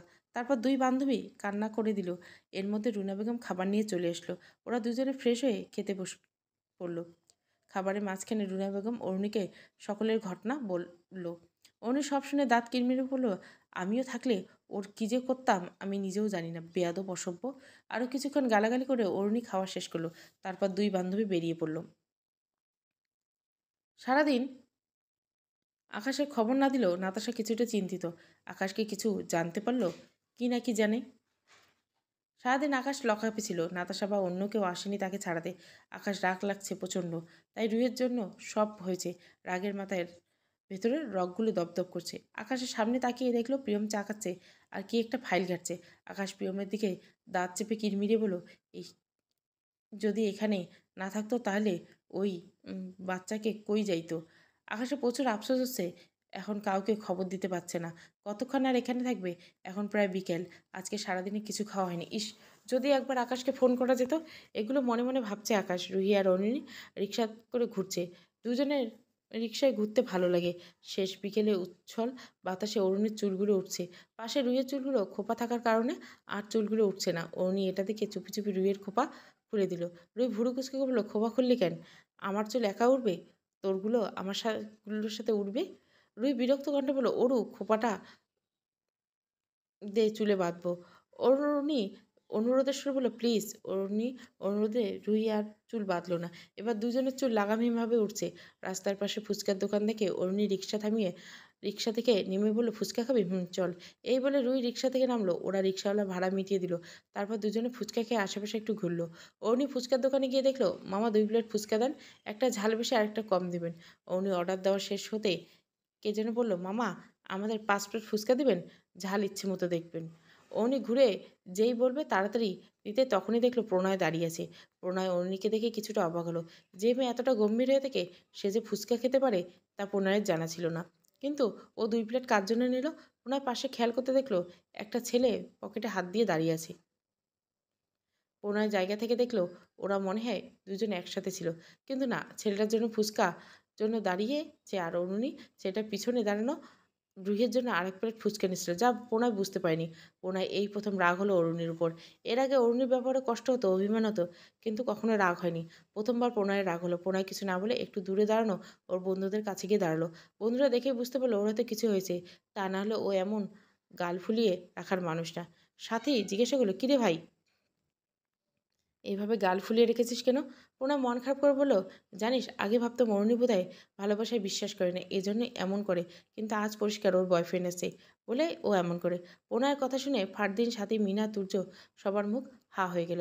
কেউ বিশ্বাস করতে পারছে না। মিনা প্রণয়কে বলল, তুই কিভাবে জানলি ওর বয়ফ্রেন্ড আছে? ওই যে ফুচকার দোকানে দাঁড়িয়ে দুজনে ফুচকা খেয়েছে। কি? ফারদিন বিস্ময় নিয়ে বলল। প্রণয় বন্ধুদের এমন রিয়াকশন দেখে বলল, বিশ্বাস হচ্ছে না, চল তোদের দেখাই। প্রণয় ওদের বন্ধুদের নিয়ে ফুচকার দোকানের সামনে যেতে দেখলো অরুণী আর একটা মেয়ে একসাথে দাঁড়িয়ে হাসাহাসি করছে, ফুচকা খাচ্ছে। আশেপাশে কোনো ছেলে নেই। এই দৃশ্য দেখে বন্ধুরা প্রণয়ের দিকে যেভাবে চাইলো তা দেখে প্রণয় ঢোক গিলে বলে, বিশ্বাস কর আমি একটু আগে দেখেছি। কিন্তু ফারদিন হতাশ গেল বলে, দোস্ত তোকে ডাক্তার দেখাতে হবে, তুই মেয়েকে ছেলে দেখছিস। সাথী ভয় পাওয়ার ভান করে বলল, এই প্রণয়, তুই আমাদের কি ঠিকঠাক দেখতে পাস নাকি আমাদেরও উল্টোপাল্টা দেখিস? প্রণয় মনে হয় এই ভুলটাই দেখছিল। হয়তো যে ছেলেটা অরুণীর সাথে দাঁড়িয়েছিল ও ওর কেউ না, হয়তো ফুচকা কেনার জন্য দাঁড়িয়েছিল। তুর্যর কথায় সবাই সমর্থন করলো, আর প্রণয় নিজেও বলদামি ধরতে পেরে আবুল মার্কা হাসি দিয়ে ওর হাসি দেখে ওর বন্ধুরা হেসে দিল। হাসতে হাসতে মিনা বলল, যা কথা বলে যায় না রে, এমনিতেই আমাকে সহ্য করতে পারে না, তার উপরে এমন দেখে বোঝা যাচ্ছে যে মুড ভালো, তাই এখন গিয়ে মুডটা খারাপ করার কোনো দরকার নেই। তারপর পাঁচজন মিলে ফুচকা খাওয়া শুরু করলো। এদিকে রুহি আর অন্যি ফুচকা খাওয়া শেষ হতে ফুটপাত ধরে হাঁটতে লাগলো। দুজনে হাত ধরে কিছুদূর যেতে ছোটোখাটো একটা মেলা দেখতে পেলো। দুজনে মেলায় গেল। মেলায় কিছুক্ষণ ঘুরে বেরিয়ে হলো। এতক্ষণে সন্ধ্যা হয়ে গেছে, বাসায় ফেরা উচিত। অন্যি রুহিকে বাসায় পৌঁছে দিয়ে নিজের বাসায় চলে গেল। প্রিয়ম একটা ফাইল খুব মনোযোগ দিয়ে দেখছিল। হঠাৎ নাতাশা হন্তদন্ত ছুটে এসে বলল, আকাশ কোথায়? নাতাশা আচমকা কথায় আক্রমণে প্রিয়ম মনোযোগ নষ্ট হলো। সে বিরক্ত মুখ কুঁচকে সামনের দিকে তাকাতেই দেখলো একটা মেয়ে দাঁড়িয়ে আছে। প্রিয়ম চেয়ার দেখে বলে, বসুন। বসতে আসেনি, আগে বলুন আকাশ কোথায়? আপনার আর আপনার মাথার উপরে। প্রিয়ম একটু মজা করে উত্তর দিল। কেন যেন প্রিয়মের নাতাশাকে খেপাতে মন চাইছে। নাতাশার বিষয়ে সব তথ্য নিয়েছে প্রিয়ম। প্রিয়ম মন হেয়ালিপূর্ণ কথা শুনে গা জ্বলে যাচ্ছে নাতাশার। নাতাশা বিরক্ত কণ্ঠে বলল, আমি হেয়ালি একদম পছন্দ করি না। আপনি বলবেন আকাশ কোথায়? বললামই তো, আপনি আমাকে চেনেন না। আমি চাইলে এই মুহূর্তে আপনাকে চাকরিচ্যুত করতে পারি। প্রিয়ম কিছুটা ভয় পাওয়ার ভান করলো, ও আমি ভয় পেয়েছি, প্লিজ আমার চাকরি খাবেন না। এটা বলে একটা বিদঘুটে মার্কা হাসি দিয়ে মিস নাতাশা হাসান, আপনাকে আমার চেনার প্রয়োজন নেই, আর আমার চাকরি আপনি পারলে খেয়ে দেখান। উপরন্তু আপনাকে এখন আমি জেলে পুরাতে পারি। কেন? এই যে জেলে বসে আমাকে ছেড়ে দেওয়ার অপরাধে। এসব বাদ দিন, এখন বলেন আকাশকে কখন ছাড়বেন। উকিল নিয়ে আসুন। ওর উপর কী অভিযোগ আনা হয়েছে? নারী ও শিশু নির্যাতনের অভিযোগ। কোনো প্রমাণ ছাড়াই অ্যারেস্ট করছেন কেন? প্রমাণ যখন আমি নিজে, এক্সট্রা প্রমাণের প্রয়োজন নেই। নাতাশার দাঁত কিরমির করে উঠে বাইরে গিয়ে ওর উকিল বন্ধুকে কল করে আসতে বলল। রুই বাসায় ঢুকে দেখতে পেল একটা মহিলা বসে আছে সোফায়। মুখোমুখি সোফায় ওর মা বসে আছে। মহিলাটি রুইকে দেখে বলল, তুমি? রুই রুই নিজের মায়ের দিকে এক পলক চেয়ে হ্যাঁ বলল, বসো। রুই ওর মায়ের পাশে বসে বলল। মহিলাটি রুইয়ের মাথা গরম করলে হবে না, স্বামীকে বোঝাও। জানো তো, মেয়েদের বিয়ের পর স্বামীই সব। স্বামী মারুক কাটুক, স্বামীর বাড়ি আপন। আর স্বামী রাগ করলে রাগ ভাঙাতে হয়। রুইয়ের প্রচণ্ড রাগ হলো, তবু সামনে নিয়ে বলল, কিন্তু পরকীয়া করলে কি হবে? আরে ছেলে মানুষ তো একটু হবেই। আর তোমার সমস্যা কি? ছেলে দুই বিয়ে করতে পারে, তোমারে ঠিকমতো ভরণ পোষণ দিতে পারলেই তো চলে। হ্যাঁ, ছেলেরা পরকীয়া করতে পারে, বউ পেটাতে পারে, বাচ্চা নষ্ট করতে পারে, কিন্তু মেয়েদের প্রতিবাদ করা যাবে না। মুখ বুজে সহ্য করতে হবে। তারপরে এমন সহ্য করতে করতে একসময় কবরে চলে যাবে। এই হলো মেয়েদের জীবন। কেন সবসময় মেয়েরাই কেন স্যাক্রিফাইস করবে? আর আপনাদের মতো মায়েদের জন্য আমাদের মতো মেয়েরা এসব অত্যাচারিত সহ্য করতে হয়। কারণ বিয়ের আগে বলে দেওয়া হয়, জামাই যেভাবে বলবে সেভাবেই চলবি, জামাইয়ের সেবা করবি। কেন সবসময় আমরাই কেন ওদের কথা মতো চলবো, ওদের সেবা করব? আমরাও তো মানুষ, আমাদের তো আদর যত্ন পেতে ইচ্ছা করে। কিন্তু রুই আর কিছু বলতে পারল না, কান্না করে দিল। তারপর দ্রুত এক হাত দিয়ে চোখের পানি মুছে বলল, আমাকে যা জ্ঞান দেওয়ার দিন, সেগুলো আপনার মেয়েকে দিন। এই জ্ঞানের আমার প্রয়োজন নেই। কথাগুলো বলে রুই হনহন করে উঠে চলে গেল। রুইয়ের কথাগুলো শুনে মহিলা অপমানে মুখ কালো হয়ে গেল। তারপর সেখান থেকে আর বসে না থেকে চলে গেল। মহিলাটা যেতে রুইয়ের মা রুইয়ের কাছে গিয়ে দেখে রুই বালিশে মুখ গুজে আসেন। রুনা বেগম একটা দীর্ঘশ্বাস ফেলে মেয়ের পাশে বসে মাথায় হাত বুলিয়ে দিতে লাগলেন। একটু আগে উকিল নিয়ে এসে আকাশকে ছাড়িয়ে নিয়ে গেল নাতাশা। ওরা যাওয়ার পর প্রিয়ম রুইকে কল দিল। রুই বিছানায় শুয়ে ছিল। প্রিয়মের কল পেয়ে রিসিভ করতে প্রিয়ম বলে, হ্যালো রুই। জি বলুন, কেমন আছেন? ভালো, আপনি? ভালো, আপনাকে একটা কথা জানানোর জন্য ফোন করেছি। জি বলুন। একটু আগে নাতাশা নামের একটা মেয়ে আকাশকে ছাড়িয়ে নিয়ে গেছে, তাই আপনাকে বলছি সাবধান থাকবেন। আর চিন্তার কারণে আপনার বেবির কোনো ক্ষতি হবে না। আকাশের নামে জিডি করা আছে, তাই ও আপনার কোনো ক্ষতি আপাতত করবে না, তবে সাবধানে থাকবেন। আর কোনো সমস্যা হলে আমাকে জানাবেন। আচ্ছা, ধন্যবাদ। রুই মলিন কণ্ঠে জবাব দিল। তারপর প্রিয়ম সালাম দিয়ে ফোন রেখে দিল। আর রুই ফোনটা বেড সাইডের উপর রেখে আবার চোখ বুঝল। এখন রাত 8টা মাত্র। অরুণী রাতের খাবার খেয়ে নিজের রুমে আসলো। অরুণী ছোটোবেলা থেকে রাতের খাবার 8টায় খায়, সেজন্য সবার সাথে খেতে পারে না। অরুণী রুমে এসে রুইকে কল দিল। রুই ফোন রিসিভ করতে অরুণী বলল, কী করিস এখন? কিছু না, শুয়ে আছি। ভালো লাগছে না কেন? শরীর খারাপ আছে? না, তেমন না। এটা বলে রুই একটা দীর্ঘশ্বাস ছাড়ল। রুই কিছু না বললেও অরুণী বুঝতে পারলো কিছু একটা হয়েছে, যাতে রুই আপসেট হয়েছে। তা না হলে তো সন্ধ্যার সময় তো মন ভালো ছিল, ঘরে গিয়ে এমন কি হলো যে মন খারাপ হয়ে গেল? অরুণী করা গেল বলে, কিচ্ছু লুকাবি না আমার থেকে, বল কী হয়েছে। রুই এবার সন্ধ্যার বাসায় আসার পর কী কী হয়েছে তা অরুণীকে বলল। সব শুনে অরুণী বলল, এতে মন খারাপ করা কী আছে? তুই যা বলছিস বেশ করছিস, শক্ত হতে শেখ। কেউ কিছু বললে ছেড়ে দিয়ে আসবি না, উচিতের মতো জবাব দিয়ে দিবি। আর এখন থেকে বাসায় কোনো পাশে আন্টি বুড়ি মহিলা, কোনো ন্যারো মাইন্ডের মহিলা অ্যালাউ করবি না, যাতে তাতে যদি তুই বেয়াদব হোস তাহলে বেয়াদব হয় ভালো। সবসময় লাইফটাকে এনজয় করতে শেখ। কে কী বললো না বললো তাতে কারো কিছু যায় আসে না। তাই এগুলো ভাবা অফ কর। আর রাতে খেয়েছিস? মাত্র ৮টা বাজে। এখনই খাবো? মানে কি রুই?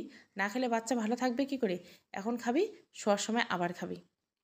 আমি তো এত খেতে পারি না, রুই অসহায় কণ্ঠে বলে। আরে এখন খাবি তোর বাবুর জন্য, আর ঘুমানোর সময় খাবি তোর জন্য, বুঝলি? কোনো বাহানা চলবে না। রুই কাঁদো কাঁদো গলা বলল, আমি মনে রাখবো। যখন তুই প্রেগনেন্ট হবি তখন আমিও এমন করবো। অরুণী জোরে জোরে হাসতে হাসতে বলল, আচ্ছা করিস, এখন আমার টাইম। অরুণীর কথা শুনে রুই হেসে দিল। তারপর আরও কিছুক্ষণ কথা বলে ফোন রেখে দিল। ফোন রেখে অরুণী পড়তে বসতে চিঠির কথা মনে পড়ে গেল। আজ ভার্সিটির বইগুলো নেওয়ার সময় চিঠিগুলো বইয়ের ভিতরে পেয়েছে। অরুণী চিঠিগুলো খুলতে দেখলো প্রণয় হাতে লেখা। অরুণী রাগে চিঠিগুলো কুচি কুচি করে জানলা দিয়ে ফেলে দিল। প্রণয় যে ছেলে হিসেবে খারাপ না তেমন না, কিন্তু অরুণীর কেন যেন এগুলোতে কোনো ইন্টারেস্ট নেই। একা একাই থাকতে পছন্দ করে। কি দরকার কাউকে ভালোবাসার? যেই ভালোবাসলে আরও ভালো থাকা যায়। মানুষ একজনকে ভালোবাসে ভালো থাকার জন্য, কিন্তু দিন শেষে সেই মানুষটাই ছেড়ে যায় নিজের ভালো থাকার খোঁজে। এর চেয়ে কাউকে না ভালোবাসলে দিন শেষে অনেক বেশি ভালো না থাকলেও খারাপও থাকে না। অন্তত এটা ভেবে সান্ত্বনা পাওয়া যায় যে আমি তো কাউকে ভালোই বাসিনি, তাহলে কষ্ট পাবার কোনো কথা উঠছে না। পায়েল চৌধুরী টেবিলে নাস্তা দিয়ে প্রিয়মকে ডাকতে এলো। প্রিয়ম ঘরে গিয়ে দেখলো ছেলে ইউনিফর্ম পরছে। মাকে দেখে প্রিয়ম বলল, আম্মু একটু শার্টের বোতামগুলো লাগিয়ে দাও তো। পায়েল চৌধুরী হেসে প্রিয়মের সামনে দাঁড়িয়ে বলো, এবার একটা বিয়ে করে নিলেই তো পারিস বাবু। ধুর মা, তুমি যে কি বলো, আমার এখনো বিয়ের বয়স হয়নি। পায়েল চৌধুরী কপট রাগ দেখে বলল, 28 বছরের দামড়া ছেলে নাকি বিয়ের বয়স হয়নি? তো কবে বিয়ে করবি? 38-এ? প্রিয়ম মায়ের কথা শুনে হেসে বলল, বিয়ে করবই না। আমি দেখব তুমি কিভাবে বিয়ে করো না। আচ্ছা তোর কি কোনো পছন্দ আছে? মা, ক্রিমিনাল ধরে তো কুল পাই না, আবার মেয়ে পছন্দ করব? কিন্তু একবার একটা লেডি কিলারের উপর ক্র্যাশ খাইছিলাম, কিন্তু কি আর করার, মেয়েটার ফাঁসি হয়ে গেছিল। পায়েল চৌধুরী প্রিয়মের পিঠে একটা থাপ্পড় মেরে বলল, তোর চাপা বন্ধ কর, খেতে আয় পাজি ছেলে। এটা বলে চলে গেল নিচে। মা যাওয়ার পর প্রিয়ম পারফিউম দিতে দিতে বলল, মা কাকে ভালোবাসবো বলো? এই জগতে তুমি ছাড়া কেউ নিঃস্বার্থভাবে ভালোবাসে না। তারপর মাথায় টুপি দিয়ে নিচে চলে গেল। টেবিলে আগের থেকে প্রিয়মের বাবা রাহাত চৌধুরী আর মা পায়েল চৌধুরী বসে আছে। প্রিয়ম বাবা মায়ের দিকে একবার তাকিয়ে কিউট একটা স্মাইল দিয়ে চেয়ারে বসলো। প্রতিদিন ওরা তিনজনে সকালে নাস্তা একসাথে করে, কিন্তু দুপুর আর রাতেরটা প্রিয়ম বাইরে করে। কাজের চাপ থাকে, বাসায় ফিরতে লেট হয়, সেই জন্য বাইরে থেকে খেয়ে আসে। আর ওর বাবা মা বাসায় খেয়ে নেয়। মায়ের ডাকে অরুণী ঘুম ভাঙলো। কাল রাতে বইয়ের উপর ঘুমিয়ে পড়েছিল সে। অরুণী বইটাকে গুছিয়ে রেখে ফ্রেশ হতে চলে গেল। তাড়াতাড়ি ফ্রেশ হয়ে ঘরে এসে ফোন হাতে নিয়ে রুইকে টেক্সট করলো, ওর ভার্সিটির সামনে আসতে জরুরি কথা আছে। রুই টেক্সট করে ফোন রেখে রেডি হতে লাগলো।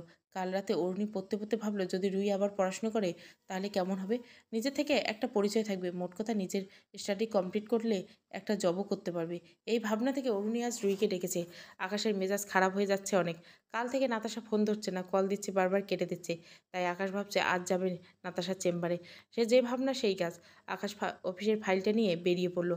নাতাশার সাথে দেখা করে অফিসে যাবে। বাসে এক ফোঁটা জায়গা নেই, তবু বাসে উঠতে হবে অরুণীর। প্রতিদিন সকলের এই সময় প্রচুর ভিড় হয় যাত্রীদের। দাঁড়িয়ে যাওয়া তো দূরের কথা, দাঁড়ানোর জায়গাই পাওয়া যায় না। তবু কিছু করার নেই, কষ্ট করতেই হবে। অরুণী বাসে উঠে পড়লো। প্রচুর ধাক্কাধাক্কি হচ্ছে, কেন যেন গায়ের উপর আরেকজন উঠছে। হঠাৎ সামনে থেকে একটা ধাক্কা আসায় অরুণী টাল সামলাতে না পেরে কারো বুকের উপর পড়লো। চোখ মেলে তাকাতে দেখলো প্রণয়ের চেহারা। অরুণী তাড়াতাড়ি উঠে দাঁড়িয়ে নিজেকে সামনে বলে, সরি, ইটস ওকে। প্রণয় মৃদু হেসে জবাব দিল। 2 মিনিট পর আবার এক ধাক্কায় অরুণী আবারও প্রণয়ের বুকের উপর পড়ল। তড়িৎ গতিতে সরি বলে আবারও সরি বলল অরুণী। তার উত্তরে প্রণয় ইটস ওকে বলল। একটু পর আবারও একই কাজ হলো। এবার অরুণী প্রণয়ের বুকের উপর থেকে ওঠাতে নিলে প্রণয় বলল, এভাবে কতবার সরি বলবে? আর আমি কতবার ইটস ওকে বলবো বলো? তার চেয়ে বরং সারা জীবন এখানেই থেকে যাও, আমি বাধা দিব না। অরুণী লজ্জায় পেয়ে উঠে দাঁড়িয়ে অন্যদিকে তাকালো। তারপর আবারও ধাক্কা লেগে প্রণয়ের বুকে বলল অরুণী, বহুত হয়েছে, আর না। এবার প্রণয় এক হাত দিয়ে শক্ত করে অরুণীকে নিজের সাথে চেপে ধরল। অরুণী উঠতে গিয়ে পারল না। রেগে বলে, কী ধরনের অসভ্যতামি এগুলো? ছাড়ুন, উঠতে দিন। না, ছাড়বো না। বারবার তুমি আমার বুকের উপর পড়বে আর বারবার হার্টবিট বেড়ে যাবে, ফলে আমার হার্ট অ্যাটাক চলে আসবে। তখন আমি কি করব? তার চেয়ে ভালো আমার বুকের উপর কান দিয়ে শোনো আমার হৃদয়ের ধ্বনি। বোঝার চেষ্টা করো সে কি বলছে, আর এদিকে আমার হাতটাও ভালো থাকবে। অনেক জোরাজুরি করেও অরুণী উঠতে পারল না। শেষমেশ হাল ছেড়ে দিয়ে প্রণয়ের সাথে লেপ্টে রইল। শান্ত হয়ে বুকের উপর মাথা রাখতে শুনতে পেল প্রণয়ের ভুকতুপানি। কিছুক্ষণ শুনতে অরুণী খেয়াল করলো ওর বুকের ধুকপুকনিটা বেড়ে যাচ্ছে। এমন হচ্ছে কেন? অনি আরও গভীরভাবে শুনতে লাগলো। হঠাৎ প্রণয় অরুণীকে নাড়া দিয়ে বলল, এখানে থাকবে নাকি ভার্সিটি যাবে? রুহি নাস্তা করে বের হলো অরুণীদের ভার্সিটি যাওয়ার উদ্দেশ্যে। বাসার নিচে নেমে কোনো অটোরিকশা না পেয়ে এক সাইডে দাঁড়িয়ে রইল। অনেকক্ষণ দাঁড়ানোর পর রুহির সামনে একটা গাড়ি থামলো, পুলিশের গাড়ি। গাড়ি থেকে প্রিয়ম রুহির সামনে নেমে বলল, আরে আপনি কোথাও যাচ্ছেন নাকি? হ্যাঁ, বান্ধবীর সাথে দেখা করতে যাব, কিন্তু অটো বা রিক্সা পাচ্ছি না। ও আচ্ছা, কিছু মনে না করলে আমি আপনাকে নামিয়ে দিতে পারি, কিন্তু আপনি তো থানায় যাবেন। হ্যাঁ, তাও ঠিক। আচ্ছা, আপনি যাবেন কোথায়? কাজী নজরুল কলেজের সামনে, ওখানে আমার বান্ধবী পড়ে। ও, তাহলে তো হলোই। আমি ওই রোড দিয়ে যাব। তাহলে চলুন আপনাকে নামিয়ে দেই। অটো বা রিক্সা না পায় রুহি আর আপত্তি না করে গাড়িতে উঠে বসলো। প্রিয়ম ড্রাইভিং সিটে বসে গাড়ি স্টার্ট দিল। আকাশ নাতাশার কেবিনে এসে দেখলো নাতাশা একটা পেশেন্টের সাথে কথা বলছে। আকাশকে দেখে ইশারায় অপেক্ষা করতে বলল। আকাশ কেবিনের বাইরে অপেক্ষা করতে লাগলো। 5 মিনিট পর পেশেন্ট বেরোতে আকাশ ভেতরে গিয়ে রেগে বলল, হোয়াটসঅ্যাপে নাতাশা ফোন ধরছে না কেন? কাল থেকে কতবার কল দিয়ে আসছি। হ্যাঁ, তো আমি কি করব? আমার ইচ্ছে হয়নি, তাই আমি রিসিভ করিনি। নাতাশা কফি খেতে খেতে জবাব দিল। নাতাশার উত্তরে আকাশ আবারও রেগে গেল। নাতাশা টেবিলের উপর বাড়ি দিয়ে বলল, মানে কি নাতাশা? এমন করছো কেন? করবো না তো কেন সেটা বলো। তোমাকে বলেছিলাম যে ওই রুহি মেয়েটার বাচ্চাটা যেন বাঁচে না, কিন্তু তুমি কিচ্ছু করনি, উল্টো জিডি খেয়ে এসেছো। এখন বাচ্চাটার কিছু হলে তোমাকে আগে জেলে দিবে, আর এদিকে তুমি এখনও মেয়েটাকে ডিভোর্স দিচ্ছ না কেন? শেষ কথাটা নাতাশা চিল্লিয়ে বলল। আকাশ নাতাশার কাছে এসে ওর হাত ধরে বলল, আজই আমি উকিলের সাথে কথা বলবো। খুব শীঘ্রই ডিভোর্স হয়ে যাবে। তারপর আমরা বিয়ে করে নিলে আর বাচ্চা দিয়ে কিছু করতে পারবে না। আকাশের কথা শুনে নাতাশা মৃদু হেসে ওকে জড়িয়ে ধরলো। আকাশ নাতাশাকে বাহুতে আবদ্ধ করলো। কিছুক্ষণ পর নাতাশার কাছ থেকে বিদায় নিয়ে বেরিয়ে পড়লো অফিসের উদ্দেশ্যে। আজকে অফিস থেকে ফেরার সময় উকিলের সাথে দেখা করে কথা বলে যাবে। অনি বাস থেকে নেমে সোজা হাঁটতে লাগলো। পেছনে একবারের জন্য তাকাচ্ছে না। কেমন যেন লজ্জা ঘিরে রাখছে। একটু আগের বাসের সব ঘটনাগুলো বারবার চোখের সামনে ভেসে উঠছে। আর এইদিকে অন্যি পেছন পেছন প্রণয় আসছে। আজকে প্রণয় অনেক খুশি লাগছে। ভাবতেই পারিনি এমন একটা মুহূর্ত ঘটবে। প্রণয় বাবার একমাত্র ছেলে। বাবা অনেক বড় শিল্পপতি। প্রণয় নিজেরও গাড়ি আছে। সে প্রতিদিন নিজের গাড়ি ছেড়ে ভার্সিটিতে আসে, কিন্তু রাস্তার গাড়িতে খারাপ হয় অগত্যা বাসে উঠতে হলো। বাসে উঠতে দম বন্ধ অবস্থা, কিন্তু হঠাৎ অরুণীর আগমনে দম বন্ধ ভাবটা কেটে খুশির দোলা দিতে লাগলো মনে। অরুণী যতবার বুকের উপর পড়ছিল ততবার যেন হার্টবিট মিস হচ্ছিল। আর যখন একেবারে বুকের মধ্যে চুপটি করেছিল তখন প্রণয় মনে মনে বলছিল, এই পথ যদি না শেষ হয় কেমন হবে তুমি বলো তো। প্রণয় মনে প্রাণে চাইছিল যেন অরুণী সারা জীবন ওর বুকের মধ্যে এভাবেই থেকে যায়। হাঁটতে অরুণী ক্লাসে ঢুকতে যাবে, এই সময় পিছন থেকে প্রণয় বলল, ক্লাস শেষে কি বাস দিয়ে যাও? না, বয়ফ্রেন্ডের হেলিকপ্টারে চলে যাই। এটা বলে ক্লাসে চলে গেল। অরুণীর জবাব শুনে প্রণয় আবারও মেজাজ খারাপ হয়ে গেল। সবসময় অরুণী এমনই করে। একটা কথা জিজ্ঞাসা করলে সোজাভাবে উত্তর না দিয়ে তেড়ামি করে উত্তর দিবে। এমন করে কি মজা পায় কে জানে। আকাশ বিড়বিড় করতে করতে নিজের ক্লাসের দিকে চলল। ক্লাস দিয়ে বসতে ফারদিন বলে, কিরে মামা আজকে এত লেট? আরে বলিস না, গাড়ি খারাপ হয়ে গেছিলো, তাই বাসে আসতে হলো। প্রণয়ের কথা শুনে ফারদিন চমকে হলো, কি তুই বাসে আসছিস? বিশ্বাস হচ্ছে না। প্রণয় বিরক্ত স্বরে বলল, বিশ্বাস না হওয়ার কেসে আসতে পারি। আচ্ছা শোন, তুর্য মিনার সাথী ওরা কই? তুর্য চারুকলা ভবনে গেছে ওর গপের সাথে দেখা করতে, আর মিনা এখনো আসেনি। সাথী আজকে আসবে না। ও আচ্ছা। ওনার কথা শেষ হতে না হতে ফারদিন বলল, দোস্ত তো শার্টের বোতামে এত বড় চুল কেন? ফারদিনের কথায় প্রণয় ভুরু কুচকে কই। ফারদিন প্রণয়ের শার্টের বোতাম থেকে চুলটা নিয়ে ওর হাতে দিয়ে বলল, এই যে দেখ। চুলটা দেখে প্রণয় মনে পড়লো বাসের ঘটনা। তখন মনে হয় চুলটা রয়ে গেছে, কিন্তু এখন ফারদিন কি বলবে? ওরে বললেই সাথী মিনা তুর্য ওরা জেনে যাবে, তারপর ইচ্ছে মতো মজা নেবে। তাই প্রণয় আমতা আমতা পড়ল, আরে এটা কিছুই না, হয়তো বাতাসে হয়তো উড়ে চলে এসছে। ফারদিন প্রণয়ের দিকে চোখ ছোট ছোট করে তাকিয়ে বলল, সত্যি বল। প্রণয় কিছু একটা বলার আগে মিনা ওদের পাশে বসে বলল, কী নিয়ে কথা বলছিস রে? প্রণয় কিছু বলার আগে ফারদিন বলল, দোষ শোন, প্রণয়ের সাথে মেয়েদের চুল পাইছে, কিন্তু শালায় মিথ্যে বলছে বলে কিনা বাতাসে উড়ে আসছে। ফারদিনের কথা শুনে মিনা বলে, কিরে প্রণয় বল, এই কেমনে আসলো তোর সাথে? আরে আমি সত্যি। প্রণয় এইটুকু বলেই ফারদিন বলল, অরুণী কসম করে বল, এটা কিভাবে আসছে তুই জানিস না? ফারদিনের কথা শুনে প্রণয় রেগে গেল। এতটুকু একটা কথার জন্য অরুণীর কসম কাটতে হবে? প্রণয় ওদের কিছু না বলে হনহন করে ক্লাস থেকে বেরিয়ে গেল। প্রণয় বেরিয়ে যেতে মিনা বলল, এটা ঠিক হলো না। প্রণয় কতটা পজিটিভ অরুণীর জন্য এটা আমরা জানি। তোর এভাবে বলাটা উচিত হয়নি, ওর কথাটা খারাপ লাগছে। আসলে বুঝতে পারিনি এমনটা হবে। প্রণয় সবসময় এমনই করে। ওর সাথে কোনো কিছু হলে ও আমাদের আগে নাচাবে, তারপর বলবে, সহজে কোনো কথা বলতে দেখেছিস রে? আচ্ছা আচ্ছা চল ওর কাছে রাগ ভাঙাই। প্রিয়ম রুহিকে ভার্সিটির সামনে নামিয়ে দিয়ে চলে গেল। রুহি পার্স থেকে ফোন বের করে অরুণীকে ফোন করলো। রুহির কল পেলে অরুণী মেসেজে বলে, ক্যান্টিনে একটু বস, ক্লাসে আসি। রুহি আচ্ছা লিখে ভেতরে গিয়ে ক্যান্টিনে বসলো। প্রায় 10 মিনিট পর অরুণী ক্লাস থেকে শেষ করে ব্যাগ নিয়ে ক্যান্টিনে আসলো। আজকে আর ক্লাস করার নিয়তি নেই অরুণীর। ক্যান্টিনে এসে রুহির সামনে বসে বলল, কফি খাবি? খাওয়া যায়। অরুণী 2 কাপ কফি অর্ডার দিয়ে রুহিকে বলল, আসতে সমস্যা হয়নি তো? না, এসপি পিএমের গাড়িতে এসেছি। উনি ভুরু কুচকে জিজ্ঞেস করল, কেন? আর রিক্সা বা অটো কিছুই পাচ্ছিলাম না, উনি এখান দিয়ে যাচ্ছিল তো আমাকে বলল পৌঁছে দেবেন। রিক্সা অটো না পাওয়ায় আমি মানা করিনি, ওনার সাথে আসলাম। উনি আমাকে ভার্সিটির সামনে নামিয়ে দিয়ে চেয়েছিলেন। আচ্ছা, তুই আমাকে ডাকলি না কেন? একটা বিষয়ে কথা বলবো সেজন্য। আচ্ছা বল। রুই কথা শেষ করতে কফি এলো। অন্য কফিতে চুমুক দিতে বলল, আমি ভাবছি তুই আবার স্টাডিটা শুরু করলে কেমন হয়? নিজের স্টাডি কমপ্লিট করে নে। রুই মর্নিং গেল, না রে, আমাকে দিয়ে আর হবে না। 3 বছর আগে তো পড়াশোনা ছেড়ে দিয়েছিলাম। তোকে দিয়ে হবে? 3 বছর আগে ছেড়েছিস তো কী হয়েছে? আবার ধরবি, নিজের ইচ্ছেগুলো পূরণ করবি, স্বাধীনভাবে চলবি, নিজের বাচ্চাকে নিজের মতো মানুষ করবি।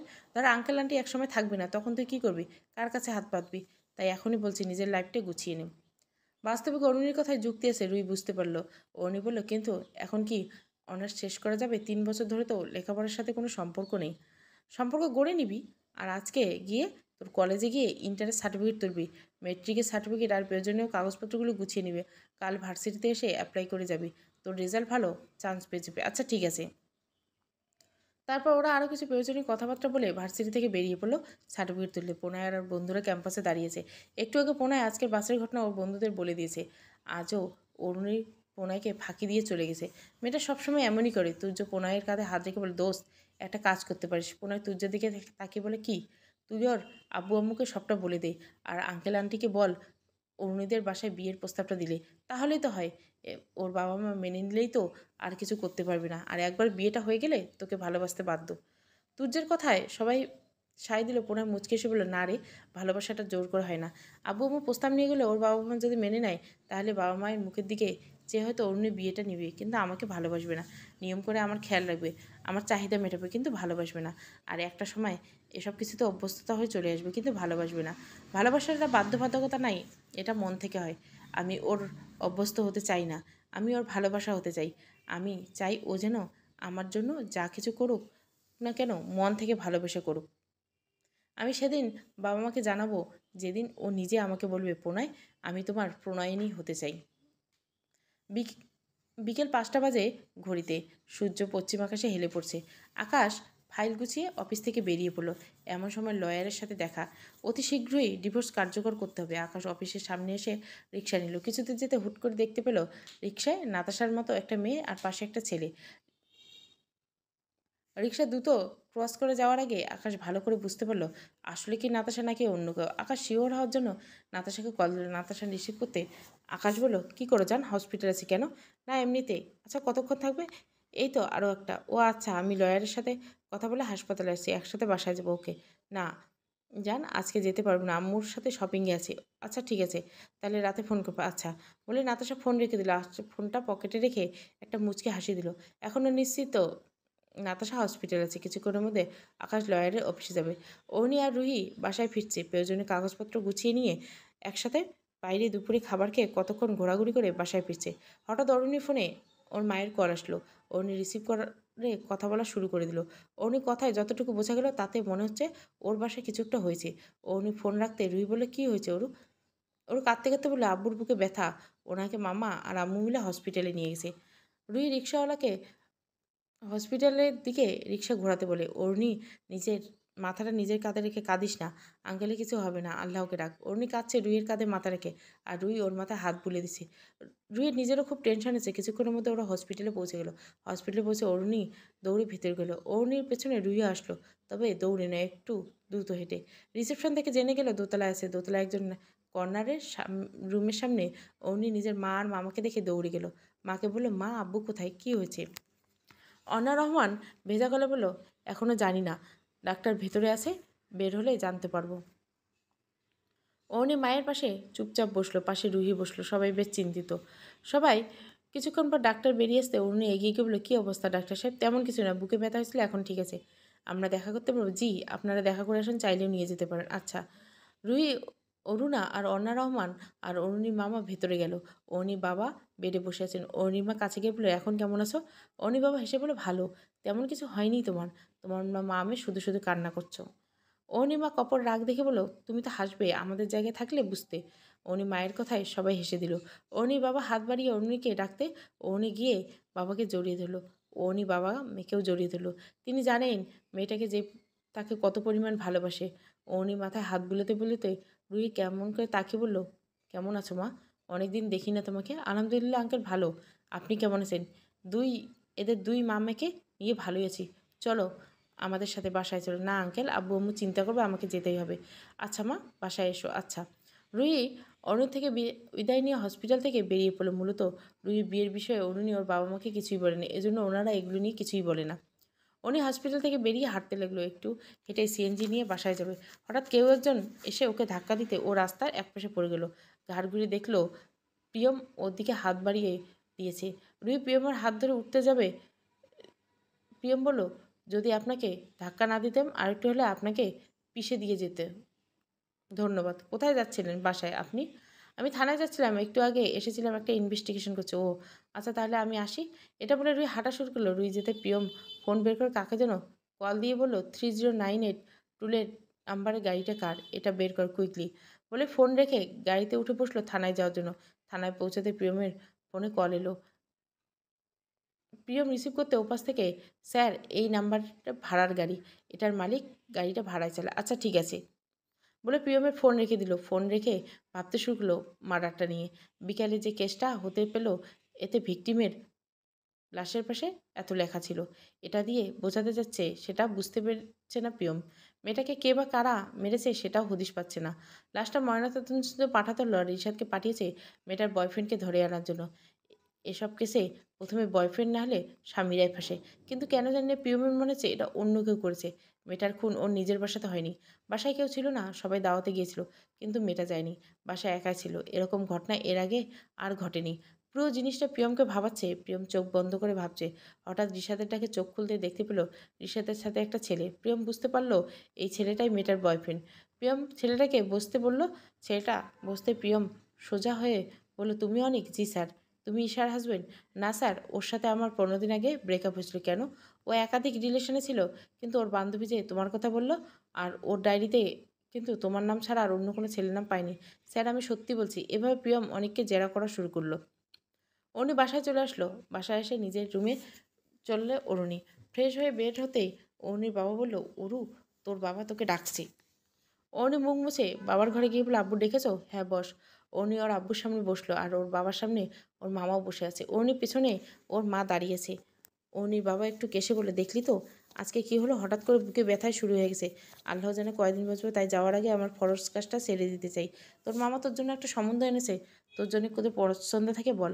ওর বাবার কথা শেষ হতেই অরুণী বলে, না বাবা, আমার কোনো পছন্দ নেই, তুমি ছেলে দেখতে পারো, তোমার পছন্দ আমার পছন্দ। ওর বাবা মামা আলহামদুলিল্লাহ বলে উঠলো। অরুণী একটু হেসে নিজের ঘরে চলে গেল। ঘরে এসে দেখলো ফোনে প্রণয় কল করছে। অরুণী রিসিভ করতে প্রণয় বলল, কোথায় ছিলে? এতক্ষণ ধরে ফোন ধরছিলেন না কেন?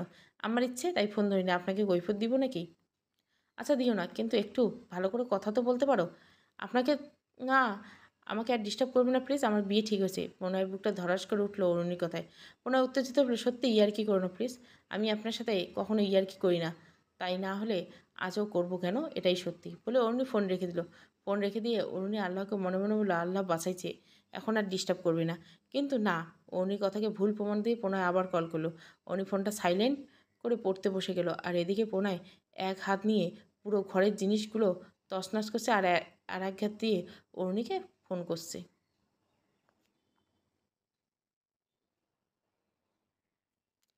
প্রথম পর্ব গল্পটা ভালো লাগলে অবশ্যই লাইক, শেয়ার এবং সাবস্ক্রাইব করবেন। আর দ্বিতীয় পর্ব আসবে, দ্বিতীয় আর শেষ পর্ব ওটাই। Thank you for watching.